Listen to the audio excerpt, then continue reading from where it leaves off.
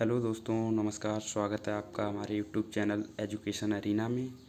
दोस्तों, हमने पिछले वीडियो में मेजरमेंट कंप्लीट किया था और आज हम बात करेंगे मोशन की, यानी कि गति। और गति से 10th क्लास 12th क्लास और कॉम्पिटिटिव एग्ज़ाम में क्वेश्चन पूछे जाते रहे हैं पिछले वर्षों। तो आज हम गति की शुरुआत करेंगे। इसके 1 से 2 या 3 वीडियो आपको मिलेंगे। आज ये पहला वीडियो है गति का। तो हम शुरू करते हैं आज मोशन, गति। दोस्तों, गति है क्या? देखिए, गति गति है क्या कि समय के सापेक्ष कोई वस्तु स्थान परिवर्तन करती है, बस यही गति कहलाती है। कोई वस्तु अगर अपना स्थान परिवर्तन करती है, जब हम उस पर कोई बल लगा के उसे आगे या पीछे खिसका देते हैं तो वो कुछ गति के साथ स्थान परिवर्तन उसका हो जाता है। तो इसी स्थान परिवर्तन को हम गति कहते हैं। गति 3 प्रकार की होती है, रेखीय गति या स्थानांतरीय गति। देखिए, रेखीय गति कौन सी होती है? जब हम सीधे चलते हैं या कोई कार या गाड़ी या मोटर वाहन की गति होती है, वो रेखीय गति होती है, सीधी दिशा में चलती है और वो स्थान परिवर्तन करती हुई आगे बढ़ती है, जिसे हम रेखीय गति कहते हैं। अगला है इसमें घूर्णन गति। घूर्णन गति क्या है? घूर्णन गति जो होती है, जिसे हम कह सकते हैं किसी वृत्ताकार मार्ग पर गति करते हुए धावक की गति। जैसे कोई वृत्ताकार मार्ग है जिस पे जब कोई धावक दौड़ता है तो वो गोलाकार आकार में दौड़ता है, तो उसी गोलाकार आकार की जो दौड़ होती है उसे ही घूर्णन गति कहते हैं। जैसा कि मैं चित्र से आपको बता देता हूँ। देखिए, घूर्णन गति के लिए एक फिगर है। देखिए, इस फिगर में आप देख रहे होंगे कि एक हमारा ग्रह पृथ्वी दे रखा है। ये पृथ्वी है, ठीक है। ये कोई उपग्रह है, कृत्रिम उपग्रह। कृत्रिम उपग्रह और प्राकृतिक उपग्रह। कृत्रिम उपग्रह वे उपग्रह होते हैं जिन्हें इंसान ने बनाया है, इंसान ने स्थापित किया है जाके पृथ्वी की कक्षाओं में, जो पृथ्वी के चारों तरफ चक्कर लगाते हैं। तो ये कृत्रिम उपग्रह है और ये पृथ्वी है। ये कृत्रिम उपग्रह पृथ्वी के चारों ओर चक्कर लगाता है, इसे ही हम घूर्णन गति कहते हैं। जो ये चारों ओर चक्कर लगा रहा है पृथ्वी के, यही घूर्णन गति कहलाती है। और पृथ्वी का प्राकृतिक उपग्रह चंद्रमा है। इसी प्रकार चंद्रमा भी पृथ्वी के चारों ओर घूमता है, जिसे हम घूर्णन गति कहते हैं, ठीक है। आगे चलते हैं। अगली क्या है? अगली है कंपनीय गति। कंपनीय गति क्या है? कंपनीय गति, देखिए, कोई पिंड किसी निश्चित बिंदु के इधर उधर, निश्चित बिंदु के दाएं और बाएं ओर एक समय अंतराल में गति करता है, एक निश्चित समय अंतराल में गति करता है, तो इसे हम कंपनी गति कहते हैं। कोई निश्चित बिंदु पर निश्चित समय अंतराल में कोई पिंड गति करता है तो इसे हम कंपनी गति कहते हैं।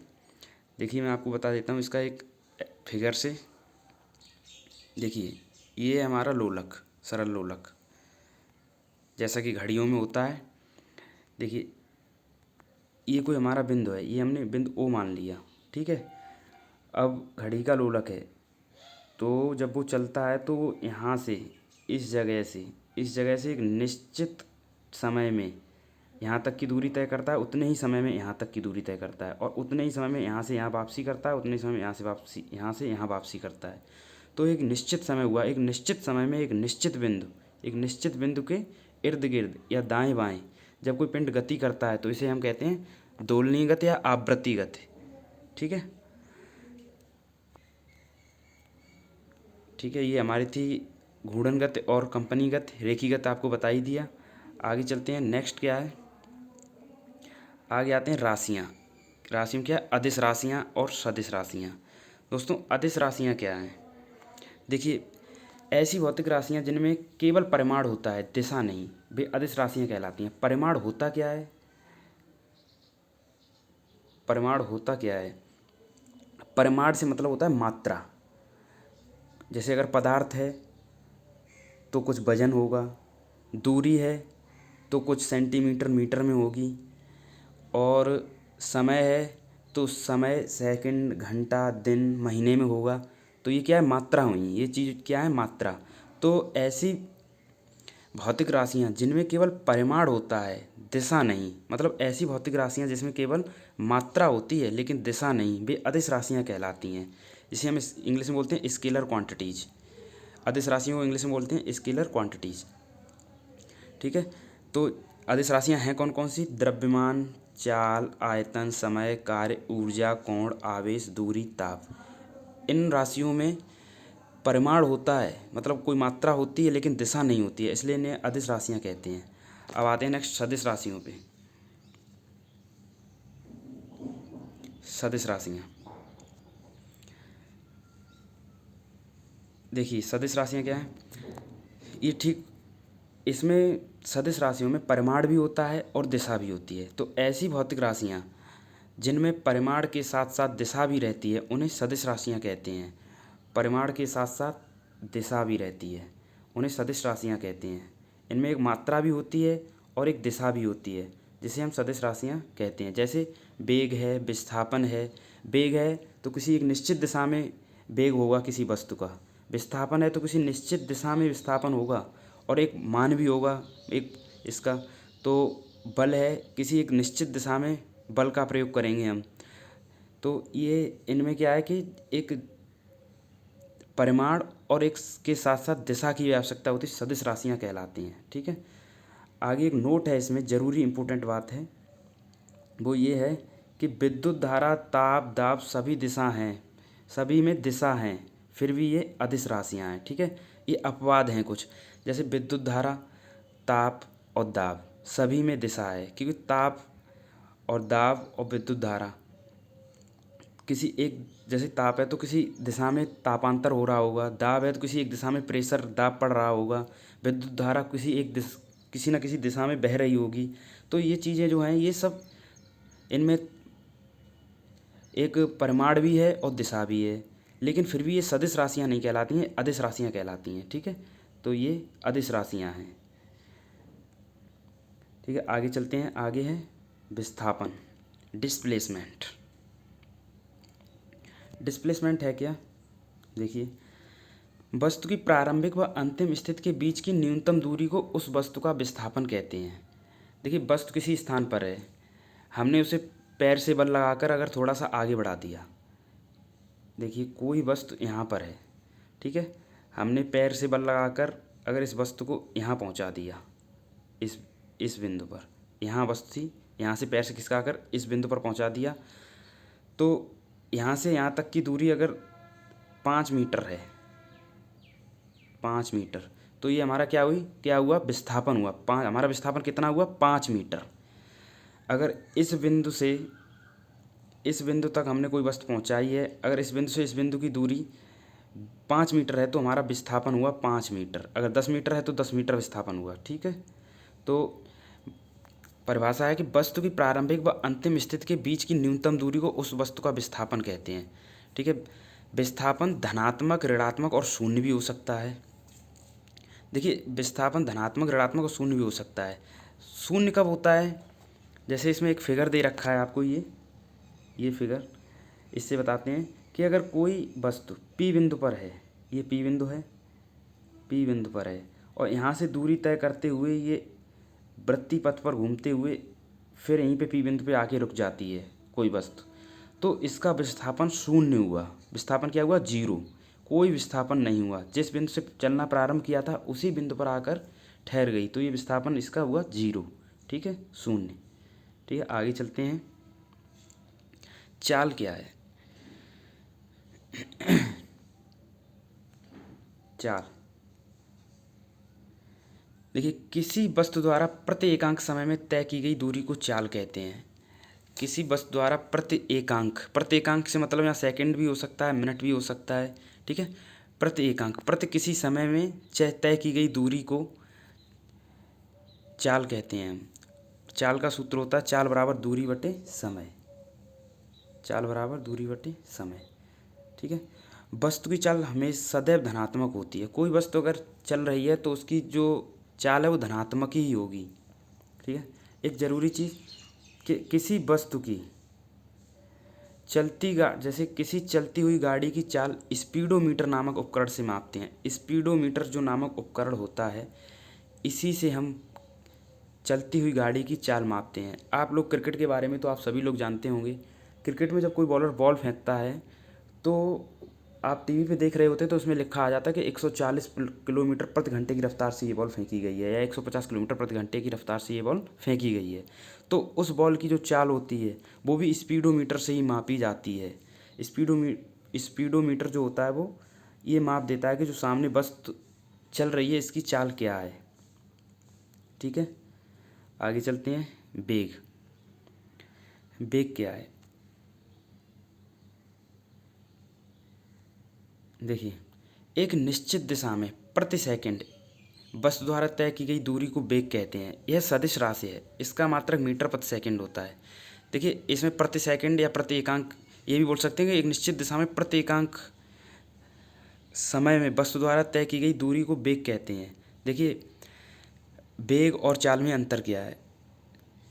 वेग में एक निश्चित दिशा दे रखी है जबकि चाल में कोई निश्चित दिशा नहीं होती है। ठीक है, वेग और चाल में बस एक यही अंतर होता है कि एक निश्चित दिशा में प्रति सेकंड में वस्तु द्वारा तय की गई दूरी वेग कहलाती है, जबकि प्रति सेकंड वस्तु द्वारा तय की गई दूरी को चाल कहती हैं। ठीक है, वेग एक सदिश राशि है, इसका मात्रक मीटर प्रति सेकंड होता है। वेग वेग का आपका फॉर्मूला होता है वेग इज इक्वल टू विस्थापन बटे समय। वेग v is equal to s upon t. S विस्थापन है, टी समय है। ठीक है, विस्थापन क्या होता है? वस्तु की पहली स्थिति और दूसरी। ठीक है, विस्थापन अभी बताया था आप लोगों को। आगे आते हैं, आगे त्वरण, एक्सीलरेशन। एक्सीलरेशन क्या है? त्वरण। देखिए, त्वरण क्या है? किसी वस्तु के वेग परिवर्तन की दर को त्वरण कहते हैं। वेग में परिवर्तन, अगर कोई वस्तु अभी 20 किलोमीटर प्रति घंटा की चाल से चल रही है और वो अगले ही सेकंड घटकर 10 किलोमीटर प्रति घंटा की चाल उसकी रह जाती है, तो ये वेग में परिवर्तन हुआ। और वेग में परिवर्तन कितना हुआ? 10 किलोमीटर प्रति घंटा का, क्योंकि पहले 20 किलोमीटर प्रति घंटा की चाल से चल रही थी, अगले सेकंड 10 किलोमीटर प्रति घंटा की चाल से रह गई, तो वेग में परिवर्तन 10 किलोमीटर प्रति घंटा का हुआ। तो वेग परिवर्तन की दर को ही त्वरण कहते हैं। यह भी एक सदिश राशि है, यह भी एक सदिश राशि है और इसका भी मात्रक मीटर प्रति सेकंड होता है। वेग परिवर्तन त्वरण का फॉर्मूला क्या है? वेग परिवर्तन बटे परिवर्तन में लिया गया समय। ठीक है, तो हम इसे लिख सकते हैं त्वरण को हम लिख सकते हैं वेग परिवर्तन मतलब अंतिम वेग और प्रारंभिक वेग। पहले वेग कितना था और अंतिम वेग कितना है। ठीक है, अगर पहले अंतिम वेग 20 किलोमीटर प्रति घंटा है और प्रारंभिक वेग 30 किलोमीटर प्रति घंटा था, तो 10 किलोमीटर प्रति घंटा का अंतर निकला। तो और बटे लिया गया समय, जो समय लिया गया उससे भाग देंगे, तो ये हमारा त्वरण निकल के आएगा। ठीक है, त्वरण को हम ये भी लिख सकते हैं a is equal to v minus u upon t. A acceleration, त्वरण को ए से डिनोट करते हैं। वी अंतिम वेग है और यू प्रारंभिक वेग है, टी समय है। ठीक है, आगे चलते हैं। आगे क्या है? वृत्तीय गति। वृत्तीय गति और इससे संबंधित हैं, वृत्तीय गति से ही संबंधित है अभिकेंद्रक बल या अभिकेंद्रीय बल और अपकेंद्रीय बल। ठीक है, पहले हम वृत्तीय गति को समझते हैं। देखिए, जब कोई पिंड किसी वृत्तीय मार्ग पर गति करता है तो उसकी गति की दिशा लगातार बदलती रहती है। जैसा कि मैंने आपको वीडियो के शुरू में ही बताया था, उपग्रह की गति, जो उपग्रह की गति होती है वो भी वृत्तीय गति होती है, सर्कुलर मोशन।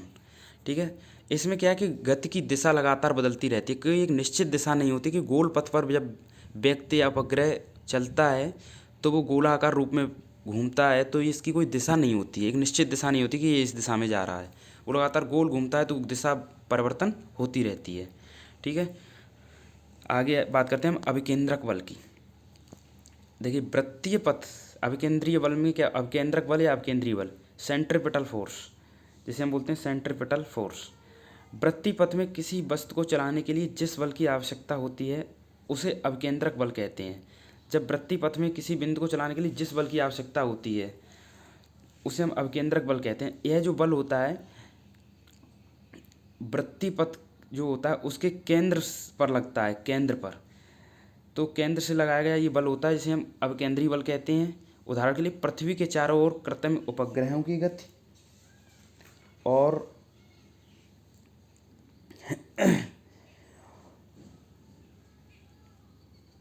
जैसे कि मैंने आपको बताया चंद्रमा की भी गति हो सकती है इसमें, क्योंकि चंद्रमा भी एक प्राकृतिक उपग्रह है। घड़ी की सेकंड वाली सुइयों की गति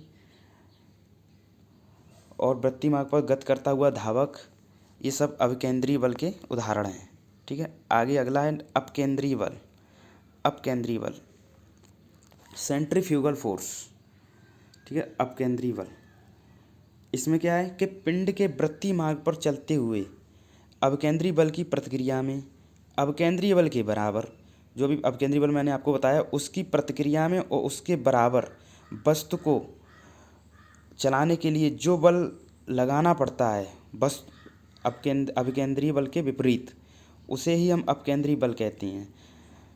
जैसे पिंड के वृत्तीय मार्ग पर चलते हुए अपकेंद्रीय बल की प्रतिक्रिया में अपकेंद्रीय बल के बराबर किंतु उसके विपरीत जो बल कार्य करता है उसे अपकेंद्रीय बल कहते हैं। देखिए, अपकेंद्रीय बल के विरुद्ध और अपकेंद्रीय बल के बराबर एक बल लगाया जाता है जिससे कि वस्तु वृत्ताकार मार्ग पर चलती रहे, इसे ही अपकेंद्रीय बल कहते हैं, सेंट्रीफ्यूगल फोर्स। ठीक है, इसके उदाहरण है सर्कस में मौत के कुएं का खेल, सर्कस में मौत के कुएं का खेल, दूध से मक्खन निकालने की मशीन, और यदि जैसे किसी भरी हुई बाल्टी को रस्सी से बांधकर हम जब गोल वृत्ताकार मार्ग पर पथ पर घुमाते हैं तो उसमें से जो पानी होता है वो बाहर नहीं निकलता है, ये भी एक अपकेंद्रीय बल का ही उदाहरण है। और इसी अपकेंद्रीय बल से हम दूध से मक्खन को निकालने की मशीन जो होती है, मधानी मशीन, ठीक है, जो मशीन होती है मट्ठा चलाने वाली, वो भी इसी बल पर कार्य करती है, अपकेंद्रीय बल कहते हैं इसे। ठीक है, नेक्स्ट आते हैं, अगला क्या है, बल आघूर्ण। बल आघूर्ण क्या है, देखिए मैं आपको अपकेंद्रीय बल थोड़ा सा इस फिगर के माध्यम से समझा देता हूँ। देखिए ये फिगर है, देखिए एक बल, यहाँ पर हम बाल्टी को पकड़ के घुमाएंगे तो एक बल बाहर की तरफ काम करेगा जिसे हम बोलेंगे अभिकेंद्रीय बल, जो कि हम जहाँ पे हैंडल पकड़ के बाल्टी को घुमाएंगे वहाँ पर कार्य कर रहा है। और इसके ही एक विपरीत दिशा में ठीक इसके बराबर एक बल कार्य कर रहा है जिसे हम बोलेंगे अपकेंद्रीय बल। ठीक है, जो कि वृत्ताकार मार्ग पर घुमाने में वस्तु को मदद करता है। ठीक है, आगे हमारा बल आघूर्ण। बल आघूर्ण क्या है, देखिए किसी वस्तु पर लगने वाले उसे किसी वस्तु पर लगने वाले उसे किसी अक्ष के प्रति घुमाने का प्रयास करता है। किसी वस्तु पर लगने वाला बल उसे किसी अक्ष के प्रति घुमाने का प्रयास करता है, इसका मात्रक न्यूटन इंटू मीटर होता है। देखिए कोई वस्तु है, उस पर लगने वाला बल उस वस्तु को उसी के अक्ष के प्रति घुमाने का प्रयास करता है, इसे ही हम बल आघूर्ण कहते हैं। जैसे गेट होते हैं, गेट में कब्जे लगे होते हैं, जो चौखट में लगे होते हैं कब्जे। ठीक है, उन कब्जों से हैंडल हमेशा दूर लगाए जाते हैं। हैंडल बिल्कुल वहाँ लगाया जाता है जहाँ पे किवाड़ लगभग ख़त्म हो रही होती है, क्योंकि वो हैंडल कब्जे से इसलिए दूर लगाया जाता है ताकि कम बल लगाने पर भी कब्जे पर, वो जब हम हैंडल पर कम बल लगाएंगे तब भी आसानी से गेट खुल जाएगा। और हैंडल को अगर कब्जे के जितना नज़दीक लगा देंगे उतना ही अधिक बल लगाना पड़ेगा गेट को खोलने के लिए। और यही कुम्हार के चाक में भी होता है, यही घरों में आटा पीसने की जो चक्की होती हैं उनमें भी यही प्रक्रिया होती है।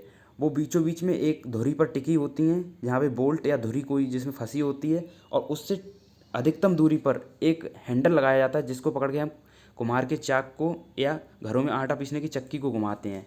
और बिल्कुल सेम यही क्रिया चारा कूटने वाली मशीन में, पशुओं के लिए जो चारा कुटता है उसकी मशीन में भी एक गोल पहिया होता है, बीचों बीच में एक बोल्ट पर कसा होता है, और उससे अधिकतम दूरी पर पहिए के किसी गोल किनारे के पास में एक हैंडल लगा होता है जिससे हम मशीन को घुमाते हैं। अगर उस हैंडल को धुरी के नज़दीक लगा दिया जाएगा, मतलब बीचों बीच सेंटर पे जो बोल्ट कसा हुआ उसके नज़दीक लगा दिया जाएगा, तो वो अधिक बल लेगा घुमाने के लिए। ठीक है, बल आघूर्ण यही होता है। ठीक है, आशा करता हूँ आप लोगों को वीडियो पसंद आई होगी और समझ में आया होगा। अगर आप लोगों को वीडियो पसंद आई है तो चैनल को लाइक और सब्सक्राइब अवश्य करें दोस्तों, और वीडियो को अधिक से अधिक शेयर करें। और इससे मोशन और फोर्स से संबंधित आपको अगली वीडियो बहुत ही जल्द उपलब्ध करा दी जाएगी। तब तक के लिए बहुत बहुत धन्यवाद। नमस्कार।